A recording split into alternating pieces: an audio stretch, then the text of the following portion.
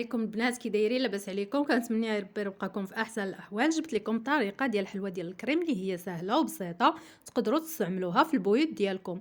هاد حلوه ديال الكريم بحال اللي كتستعمل في المحلات، ومقادير اللي هما بساط يقدر يستعملهم اي واحد. نبداو على بركه الله. بالنسبه للمقادير، عندي 2 بيضات، قبصه ديال الملحه، كاس ديال الدقيق، كاس ديال الحليب صغير، كاس ديال سنيده صغير، كاس ديال الزيت صغير، عندي معلقه كبيره ديال مايزينا، الكاكاو، 2 خمارات.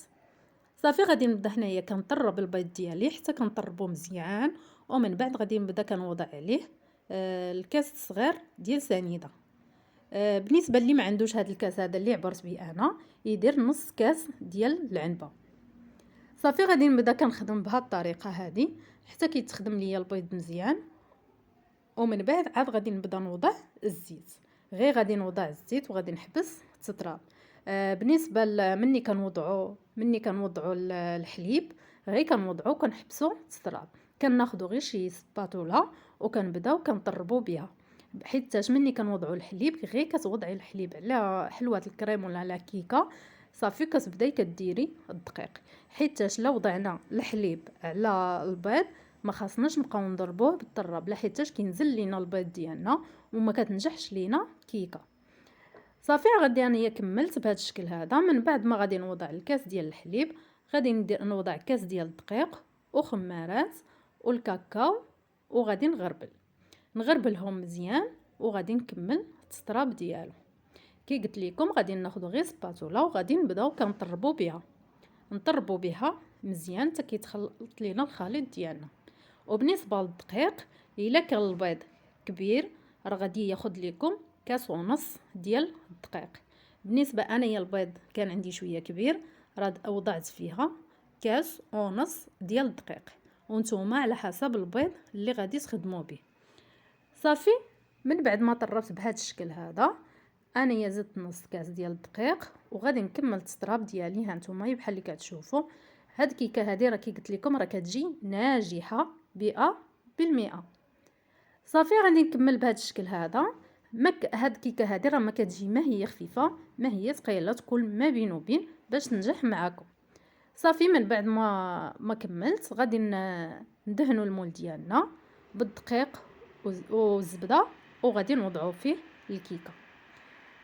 صافي دابا غادي نوضعها في الفرن اللي يكون مهيل، يكون بارد ويكون مهيل. دابا هنايا عندي انا نص كاس ديال الحليب، كاس صغير ديال سنيده، كاس صغير ديال الحليب، معلقه كبيره ديال الزبده، مايزينا، شويه ديال الكركاع. غادي ناخذ مقله غادي نوضع فيها كاس ديال سنيده، وغادي نوضعها فوق البوطه باش يولي ليا بحال الكراميل. هنايا وضعت هذيك المعلقه الكبيره ديال مايزينا في هذاك نص كاس ديال الحليب، وغادي نخليها وكنخليها هكاك ترتاح. من بعد ما داب ليا ولا لي داك السكر بحال الكراميل، وضعت عليه كاس الحليب اللي هو عادي ما فيه حتى شي حاجه، وغادي نبقى كنحرك حتى كيذوب ليا يتخلط ليا الحليب مع داك الكراميل.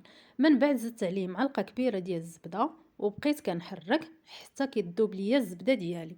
مني غتذوب الزبده عاد غادي نوضع عليها داك نص كاس ديال الحليب اللي مخلط مع مايزينا. صافي كنبداو نوضعو غير بشويه بشويه وحنايا كنحركو حتى كنكملو، وتبدا غير كتعقاد لينا مايزينا، وغادي نحيدوها من فوق البوطه.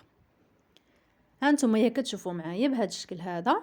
دابا وضعت عليها شويه ديال الكركاع وصافي، وبديت كنحركها وكنخليها ترتاح بما نخرج كيكه ديالي من الفران.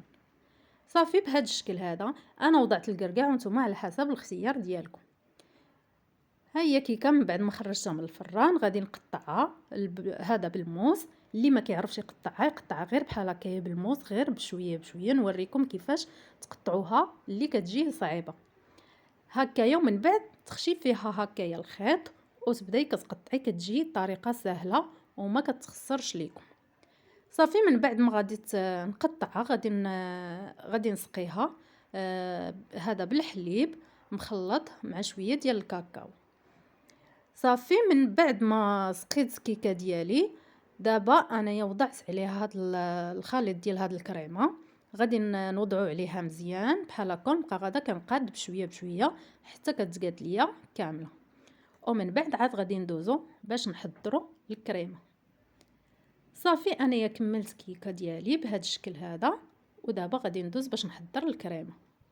كي قلت لكم بالنسبه للكريمه انايا اختاريت كريمه بيضاء عاديه بهذا الشكل هذا، وانتم يمكن لكم تختاروا اي كريمه بغيتوا. حتى بالكريمه ديال الشوكولاته هي كتجي رائعه، كتجي زوينه بزاف. صافي بهذا الشكل هذا من بعد ما عمرت البوشيطه ديالي بالكريم غادي نجيب كيكه وغادي نبدا كنوضع عليها الكريمه غير بشويه بشويه حتى كنكمل الكميه اللي عندي ديال الكريم. كنبقى غادا هكايا ما نخلي حتى شي بلاصه خاويه، نبقى غادا وكنعمر فيها غير بشويه بشويه حتى كنكمل. هاد الطريقه هذه طريقه سهله يمكن اي واحد يصايبها غير في الدار ديالو. صافي كنبقى غادا بهذا الشكل هذا حتى كنكمل الكريم اللي عندي، وغادي ناخذ واحد سباتول وغادي نبدا كنقاد فيها من الجناب وداكشي ما نخلي حتى بلاصه عريانه. صافي غادي نقادها مزيان، مني غادي نمونطيها مزيان غادي ندخلها للمجمد. ضروري ما ندخلها للمجمد ترتاح واحد شويه وتبرد مزيان، وعاد غادي ندوزو باش نحضروا الكلاصاج. بالنسبه للكلاصاج انا خديت كاس صغير ديال الحليب حتى يغلى ليا مزيان، وغادي نوضع عليه 11 قطعه ديال الشوكولات. صافي وغادي نحركهم مزيان حتى كيتخلطوا مع بعضياتهم. من بعد ما غادي يغلى ليا الحليب غادي نوضع عليه كي قلت لكم داك الشوكولات وغادي نحركهم مزيان حتى كيتخلطوا ليا مع بعضياتهم. دابا انايا غادي نزيد نشعل عليه البوطه ونبقى كنحرك حتى كيختار ليا داك الحليب مع الشوكولات. صافي من بعد غادي نطفي عليه البوطه وغادي نوضع عليه حك ديال دانيط ونحرك مزيان، نحركهم مزيان وغادي ندوز باش غادي نكلاصي كيكه ديالي. صافي بهذا الشكل هذا دابا غادي نجيب الحلوه ديالي وغادي نبدا كنكلاصيها بهذا الشكل هذا. نبقى غادا كنكلاصيها هكا ونغطيها كامله ما نخلي حتى شي بلاصه باينه عريانه. صافي من بعد ما كملتها انا اختاريت هنايا باش فينيتها بشويه ديال اللوز هاشي والكركاع، وانتم كيبقى لكم الاختيار تفينيوها باي حاجه بغيتو.